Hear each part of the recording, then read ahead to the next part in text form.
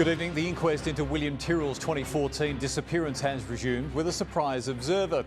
Former homicide detective Gary Jubilant was observing today, making it clear that he's still there for William's family. If there was any doubt about the commitment Gary Jubilant made to William Tyrrell's family, it was never clearer than today as the former lead investigator arrived at the coroner's court. Also in the gallery will be retired detective Gary Jubilant. Evan Batten, 7 News. And Evan Batten joins us from LIDCOMBE Coroner's Court. Evan, what's next for the inquiry?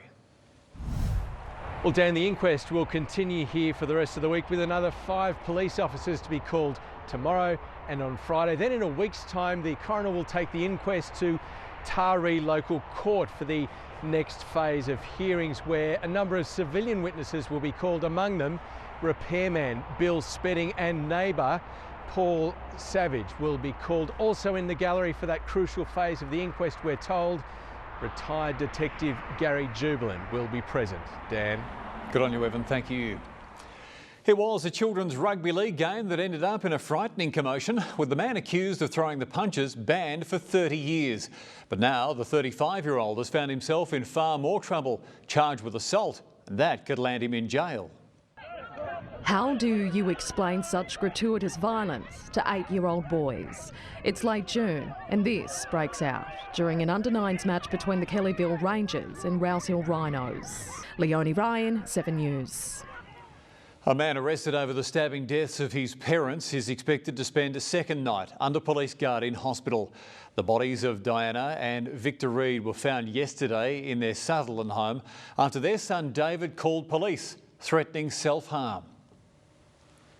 They had David on the lawn there, yes, and then they, in handcuffs, then they put him into an ambulance. The 46-year-old has not yet been charged. Gangland widow Roberta Williams has been charged following raids across Melbourne. It's understood to be part of a police probe into kidnap and extortion claims involving the crew of her proposed reality TV show. The former wife of slain underworld figure Carl Williams has been working on a behind-the-scenes look into her life. She and 2 men have been charged with offences, including false imprisonment and threats to kill. A day out searching for whales has delivered an adventure of a different kind for a boatload of international tourists. Their vessel burst into flames 10 kilometres off the Gold Coast, sparking an emergency situation. A holiday highlight goes up in flames. Oh, man. The Australian dollar's taken a sudden dive to a 10-year low against the US dollar. Alex Hart is at the stock exchange for us. Alex, what caused the slump? Economists are pointing the finger of blame for today's slump squarely at New Zealand after its central bank made the shock decision today to slash the official interest rate there by 0.5%. That immediately sent the Aussie dollar tumbling at one point down to 66.78 US cents, the lowest level against the greenback. Alex Hart at the stock exchange. Thanks again. The Commonwealth Bank's profits are down, taking a big hit on compensation to its customers. Over the past year, its payouts have increased to $2.2 billion. Net profit came in at $8.6 billion. That's down 8% on the previous year. We're making very good progress on becoming a simpler and better bank. Investors weren't impressed, sending CBA shares slightly lower. The Deputy Premier has been accused of breaking a key election pledge and breaking the hearts of suffering farmers. Nationals leader John Barilaro claimed he'd start a major drought-proofing scheme, but the promised millions have evaporated. Major towns are fast running out of water in the state's horror drought, and the Deputy Premier has promised to make sure it won't happen again. We must continue to be bold. That is why we want to revisit the Bradfield scheme. Coming up, Donald Trump becomes consoler-in-chief, but could his visit to El Paso increase tensions? The travel warning for Australians heading to Hong Kong as protests there continue. And the bizarre proof of life video by a world leader at the so-called gates of hell. Hong Kong's increasingly violent civil unrest has prompted the Department of Foreign Affairs to raise its travel advice level for the area. Australians heading to the city are now being urged to take extra care as the protests spread to popular tourist areas. Visitors are being told to avoid large public gatherings, especially at night and on weekends. China has warned it's only a matter of time before it punishes the pro-democracy protest leaders. Well, with his country still in shock after 2 mass shootings that left 31 people dead, the US president is preparing to visit the grieving communities tomorrow. But far from fulfilling his role as consoler-in-chief, many fear that Donald Trump will further flame tensions. Nearly 1,000 kilometres from the nation's capital, protesters take democracy to the streets. There's been a terrifying ordeal for 181 passengers and crew on a British Airways flight after smoke suddenly filled the cabin.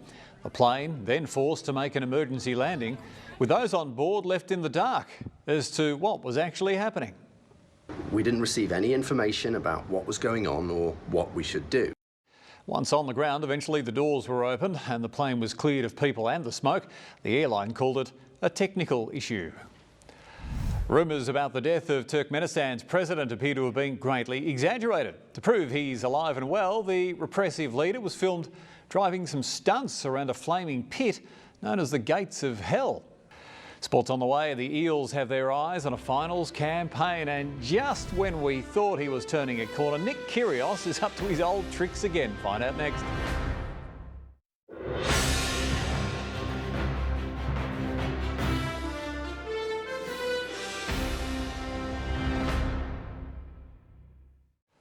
The EELS army is up and marching toward the finals, and one of the keys to Parramatta's resurgence has been Mitchell Moses. The star playmaker has been impressive and his teammates have opened up about his turnaround. Brad Arthur hasn't changed the way he coaches overnight, but something's different at the EELS. We've had a bit of a roller coaster, but that's what rugby league is, and you just got to try and stay at the top. Rabbitohs captain Sam Burgess will line up in Sunday's blockbuster with the Storm after escaping suspension at the judiciary last night. Burgess had his careless high tackle charge on Matt Moylan downgraded and was handed a $1,900 fine for the hit that left the Shark star concussed and sidelined for the next 2 weeks. I don't think I'm a dirty player. I don't intentionally go out there to do that. So everyone's opinions, it's okay. I think it makes for good theatre. The Panthers will be without James Maloney though for their must-win clash with the Sharks after he was handed a 1-match ban for tripping.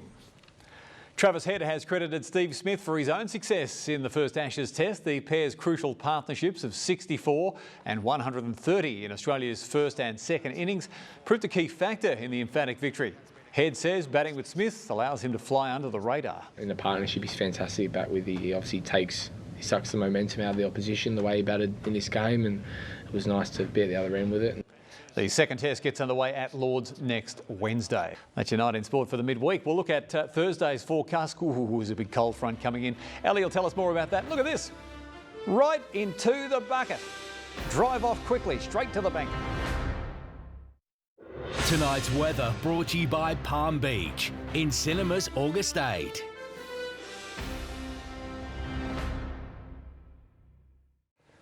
Time to look for now at the national weather picture. And tomorrow, Elly, if you've got a kite, there's a chance to get out and fly it. Yeah, exactly. I thought you were going to say coat because you'll need that too. Absolutely. Well, hello again, everyone. After a cold morning across the state, we had a rather mild day today. A high pressure system brought plenty of sunshine, but a cold front which was moving across Victoria did bring plenty of cloud cover to parts of New South Wales. But it's another front which will begin to move across the southeast tomorrow, and that will bring the strongest burst of winter so far this year. We'll feel temperatures plummet, rain is expected, possible hail and thunderstorms, as well as strong winds. So a warning is in place across many parts of the southeast, with damaging winds developing tonight and into tomorrow as well.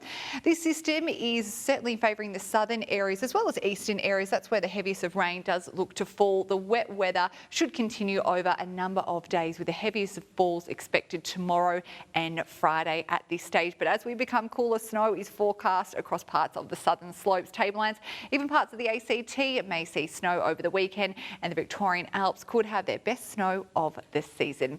Inland areas of New South Wales will really feel the chill tomorrow. Most of us drastically dropping in temperature. Plenty of unsettled weather forecast, only looking for a top of 8 degrees in orange. Sunny skies for some of our areas in the north coast. 25 still in Coffs Harbour, but really strong winds, so marine wind warnings are in place pretty much right across New South Wales. And to the capitals for our Thursday. Adelaide could have quite a drenching, only 13 degrees, and they could see up to 25 millimetres of rain down. Dan. Good on you, Elly. And 18 for Perth. Quite chilly over there too. Yeah, pretty cold. Amazing. Good on you. Thank you. That is your news for this Wednesday, the 7th day of August. Can you believe it? Thanks again for your company. I'm Daniel Gibson. Till I see you again, have a great night. Bye for now.